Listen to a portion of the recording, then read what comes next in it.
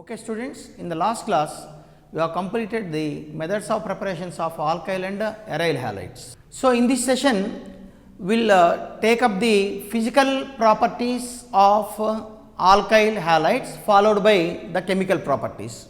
Coming to the physical properties, the first one is physical state. Most of the alkyl halides, the higher members are solids and liquids and the lower members are gases. Methyl fluoride is a gas, methyl chloride is also a gas, ethyl chloride is a gas, some chlorofluorocarbons are also gases. Now, when you compare the boiling points of alkyl halides with the corresponding hydrocarbons, in alkyl halides the CX bond is polar in nature. Because of this, it will have dipole interactions in addition to van der Waals forces. Now, if you take the boiling point of different alkyl halides with the corresponding alkanes of comparable masses, the alkyl halides have higher boiling point than the corresponding alkanes, because in alkanes we have only van der Waals forces, whereas in alkyl halides we have dipole interactions and van der Waals forces. That is why the alkyl halides will have higher boiling point than the corresponding alkanes of comparable masses. Now, if you take different alkyl halides with same alkyl group like alkyl fluoride, alkyl chloride, alkyl bromide, alkyl iodide, alkyl fluorides have lower boiling point than alkyl chlorides, which have lower boiling point than alkyl bromides, which have lower boiling point than alkyl iodides, because in this direction the molecular mass increases. As a result of that, the boiling point also increases. Now, compare the boiling points of different alkyl halides having fluorides, chlorides, bromides and iodides for the same alkyl group. When we move from alkyl fluoride to alkyl iodide, the molecular mass is increasing from left to right. As a result, van der Waals forces also increases, and that will increase the boiling point. As the van der Waals force increases, boiling point also increases in the same direction. Now, let us compare the boiling points of isomeric alkyl halides. Let us take up tertiary butyl bromide, C4H9Br. In C4H9Br, we can write CH3, CH2, CH2, CH2Br, N-butyl bromide, 2-bromobutane and tertiary butyl bromide, N-butyl bromide, secondary butyl bromide, tertiary butyl bromide. They are the isomers of C4H9Br. Now, as the branching increases, boiling point decreases. The boiling point inversely proportional to branching. As branching increases, they occupy less surface area. Hence, N-butyl bromide has more boiling point than secondary butyl bromide, which has more boiling point than tertiary butyl bromide. N-butyl bromide, normal butyl bromide has more boiling point than secondary butyl bromide, which has more boiling point than tertiary butyl bromide, because as the surface area increases, van der Waals force increases. This is occupying more surface area. So, N-butyl bromide has more boiling point than secondary butyl bromide, which has branching, and here you can clearly see that the symmetry is increasing. The surface area occupied by tertiary butyl bromide is less, that is why it is having the lowest boiling point. Now, let us compare the melting and boiling points of dihalobenzenes. Let us take dichlorobenzene. This is orthodichlorobenzene, this is metadichlorobenzene, this is para-dichlorobenzene, 1,2-dichlorobenzene, 1,3-dichlorobenzene, 1,4-dichlorobenzene. Now, the boiling point of 1,2-dichlorobenzene is 453 Kelvin and 1,2-dichlorobenzene is 446 Kelvin, 1,4-dichlorobenzene is 448 Kelvin. You can clearly see this. Here, even though the dipole moment is decreasing, dipole moments are acting in opposite direction, dipole moment is decreasing. Since it is occupying more surface area than meta, it is having what? The para isomer has more boiling point than the meta isomer, and ortho has highest because it is having highest dipole moment. The dipole acts in this direction, that is why it has more dipole moment and more boiling point, and it has even though less dipole moment, that is 0 dipole moment, still it is having high boiling point because of it, its large surface area occupied by para-dichlorobenzene than the meta-dichlorobenzene. When you compare the melting points, in melting points you can clearly see this is more symmetrical and more perfectly fits into the crystal lattice. As a result, it is having highest melting point in comparison with the remaining things. These are the melting and boiling points of dihalobenzenes, that is 1,2-dichlorobenzene, 1,3-dichlorobenzene and 1,4-dichlorobenzene. If you compare the solubilities, now alkyl halides are less soluble in water, but alkyl halides are more soluble in organic solvents. Let us see why alkyl halides are less soluble in water. When alkyl halides are tried to dissolve in water, the amount of energy which was released due to the attractive forces between the alkyl halides and water molecules is not sufficient to break the attractive forces between the alkyl halides and the hydrogen bonding between the water molecules. That is why the alkyl halides are less soluble in water, but whereas alkyl halides are more soluble in organic solvents because the attractive forces between alkyl halides and organic solvent molecules is same as the attractive forces between alkyl halide and alkyl halide molecules and solvent molecules. So, as a result of the similar attractive forces between the alkyl halide and organic solvent molecules, alkyl halide and alkyl halide molecules and solvent molecules, the alkyl halides are more soluble in organic solvents. We have completed the physical properties. Now, let us take up the chemical properties of alkyl halides, then followed by the chemical properties of aryl halides. Now, coming to the chemical properties of alkyl halides undergo 3 different types of reactions. 1.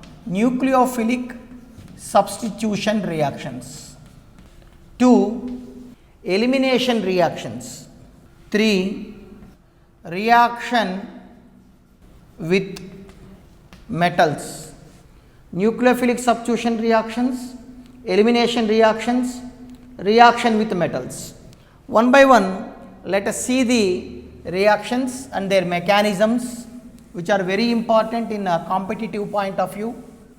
Let us see first of all nucleophilic substitution reactions. What is a nucleophile? A nucleophile is an electron rich species. That means it will bear a negative charge or lone pair of electrons on it. This is called charged nucleophile if you write Nu minus, and the nucleophile can also be neutral with a lone pair of electrons on it. This is charged nucleophile, this is the nucleophile with lone pair of electrons, both of them are rich in electrons. So, nucleophile means love or attraction, nucleophile means nucleus loving species. A nucleus carries positive charge, that is why nucleus loving species must have negative charge, that is why these are considered as electron rich species. All nucleophiles are Lewis bases. What is a Lewis base? Electron pair donor is a Lewis base. Now, always a nucleophile will have 2 different properties. A charged nucleophile or a neutral nucleophile has 2 different properties. One, its ability to attack the electrophilic center. The second one, the ability to take the proton. That means a nucleophile can act both can show its nucleophilicity and basicity. Nucleophilicity is its ability to attack the electrophilic center, and basicity is to take the proton. If you take alkyl halides here, in alkyl halides we have CX bond. Halogen has negative charge, carbon has positive charge because of the polarity of the CX bond, because halogen is more electronegative than carbon. Because of this polarity, CX bond is having dipole. It has negative pole, it has positive pole. Now, the nucleophile has to replace, this is called leaving group, the halogen is the leaving group. In nucleophilic substitution reactions, one nucleophile displaces another nucleophile. The incoming nucleophile is Nu minus, the outgoing nucleophile is F minus or Cl minus or Br minus or I minus. So, incoming nucleophile displaces outgoing nucleophile. This is called, the outgoing nucleophile is nothing but a halide ion which is called leaving group. Since one nucleophile replaces another nucleophile, the reactions are called nucleophilic substitution reactions. Here, nucleophilic substitution reactions, normally a stronger nucleophile displaces weaker nucleophile. Stronger nucleophile displaces weaker nucleophile. Stronger nucleophile. So, what is the relation between nucleophilicity and the ability to displace the lesser nucleophilic species? Normally, a stronger nucleophile means stronger base displaces weaker base.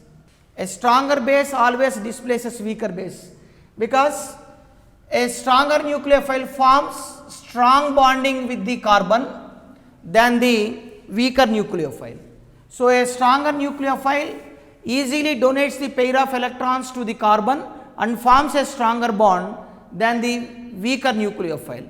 So, the bonding between the carbon and stronger nucleophile is stronger than the bonding between the carbon and the weaker nucleophile. Since a stronger bond is replacing the weaker bond, more energy is released and the reaction is found to be exothermic in nature. All substitution reactions are found to be exothermic because a stronger bond displaces weaker bond. A stronger CX bond, C nucleophile bond is formed than a weaker bond. A stronger bond always forming releases energy. When a weaker bond is broken, less energy is consumed, and when a stronger bond is formed, energy is released. So, since energy releasing is more than the energy consuming, all substitution reactions are exothermic in nature. Now, let us see how many type of mechanisms are important in nucleophilic substitution reactions. Two types. One is bimolecular nucleophilic substitution reactions, SN2 type of mechanism, SN1 type of mechanism. SN2 type of mechanism is bimolecular nucleophilic substitution reactions. SN1 is unimolecular nucleophilic substitution reaction. So, two different types of mechanisms we are going to take up. One is bimolecular nucleophilic substitution reaction, the other one is unimolecular nucleophilic substitution reaction. Now, let us take up a bimolecular nucleophilic substitution reaction. So, let us take up SN2 mechanism or SN2 reactions. These are called bimolecular nucleophilic substitution reactions because the rate of the reaction depends on concentration of both alkyl halide and nucleophile. Since the rate of the reaction depends on the concentration of alkyl halide and nucleophile, these reactions are called SN2 reactions, and the mechanism is famously known as SN2 mechanism. Here, rate equation is rate is equal to K into concentration of alkyl halide into concentration of nucleophile. If you look at this one, in the rate determining step, that is the slowest step of the reaction, both alkyl halide and nucleophile are participating. As a result of that, the rate of the reaction is first order with respect to alkyl halide, first order with respect to nucleophile. The order of the reaction is also 2. order is also equal to 2. First order with respect to alkyl halide, first order with respect to nucleophile. Here the nucleophile and alkyl halide both are participating in the rate determining step. SN2 reactions are single step reactions, they are not multi-step. These are single step reactions, they takes place in single step. So there is no controversy which is rate determining step and which is a fast reaction. The slowest is, since only one step is there, that step itself is considered as what rate determining step, and in that step both alkyl halide and nucleophile are participating. Now let us see how the reaction is taking place. Let us start with the simplest of the alkyl halides and simplest of the alkyl halide and a nucleophile or methyl halide. You consider any methyl halide. This is the wedge dash representation of methyl halide. Here in the wedge dash representation, you have seen the broken wedge and solid wedge. Solid wedge represents the group projected towards you and broken wedge represents the group projected away from you. Now here the CX bond is polar, I told you. So X is getting negative pole and carbon is getting positive pole. Now when a nucleophile is attacking this particular methyl halide, the nucleophile try to approach this positively charged carbon. This is the electrophilic center. Nucleophile has nucleophilicity. What is nucleophilicity? Its ability to attack the electrophilic center. So nucleophile obviously approaches electrophile. Now it has two ways. Since this carbon is a tetrahedron, it is not flat, it is tetrahedron. So nucleophile try to approach this positively charged carbon along or via the existing leaving group, that is the halide group which is having negative charge. When it approaches this one, the negative charge on the halogen atom repels with the negative charge on the nucleophile. So these two cannot approach in this direction. So obviously it has to go from backside, because backside is not having larger groups here. So the nucleophile attacks from the rarer side of the leaving group. This X minus is called leaving group. So nucleophile comes from the backside of the nucleophile and attacks the positively charged carbon, because from along the leaving group it cannot attack, because these two will repel.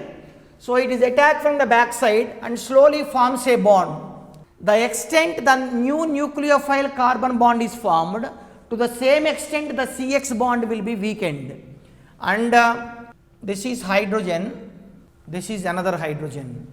Now this is the transition state for the so-called SN2 reaction. Now after the formation of the transition state, since this incoming nucleophile is stronger than the outgoing nucleophile, since the NUC bond which is going to be formed newly is stronger than the CX bond, the NUC bond finally forms and configuration is inverted. Initially the halogen atom is in this direction and the hydrogens are in opposite direction. Now the nucleophile is attacking like this, then the hydrogens will move like that. It is compared with this is called Walden inversion actually. I can compare Walden inversion to an umbrella taken into a gale. If you take an umbrella into a gale, it will turn inside out. The turning inside out of an umbrella can be compared here, and it is called Walden inversion, and X minus is coming out.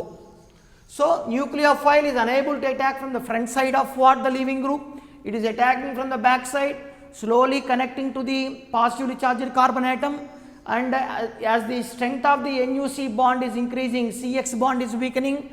As NUC bond is strengthened, CX bond weakened, and it has left, and this is the transition state. In transition state you can clearly see that carbon is attached to 5 species. It does not mean that carbon is exhibiting trigonal bipyramidal hybridization. It is not exhibiting sp3d hybridization, or it is not exhibiting trigonal bipyramidal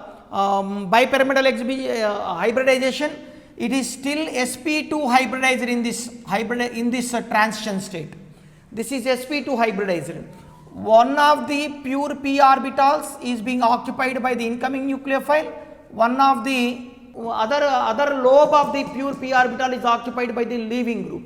So it is exhibiting sp2 hybridization, and as a result of that you are getting this inverted configuration for the product. Reactant and product will have exactly opposite configurations. Friends, remember, the configuration of the reactant is completely different from configuration of the product. If it has R configuration, it will have S configuration. In SN2 mechanism, the nucleophile is attacking the positively charged carbon from the back side. It is unable to attack from the front side of the leaving group, because the leaving group is having a negative charge and the incoming nucleophile also has a negative charge. The repulsions prevent that, hence it is attacking from the back side and slowly connecting to this one to form the transition state, where nucleophile is connecting, incoming nucleophile is connecting strongly to this carbon, and the leaving group is leaving. So both nucleophile and leaving group are connected to the carbon in the transition state. Nucleophile occupies one of the lobes of the pure p orbital. This is one of the lobes of the pure p orbital. This is another lobe of the pure p orbital. One lobe is being occupied by nucleophile, incoming nucleophile, one is being occupied by the outgoing nucleophile in the transition state, and the carbon atom is found to be sp2 hybridized but not sp3d hybridized. After that, the new nucleophile is connecting strongly with what carbon, and the outgoing nucleophile is going out. Here you can clearly see this, the inversion of configuration from reactant to product. The inversion of configuration is called Walden inversion. This is called Walden inversion.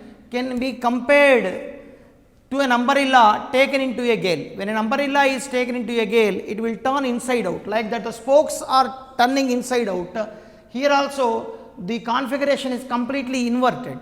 So if it has one configuration, it will have the completely opposite configuration. Now the thing is, if you look at this one, this is the single step reaction. In the single step, both the alkyl halide and the nucleophile are participating. So rate of the reaction is equal to rate constant K into concentration of the methyl halide and nucleophile. Both are participating in the reaction. So it is first order with respect to methyl halide, first order with respect to nucleophile.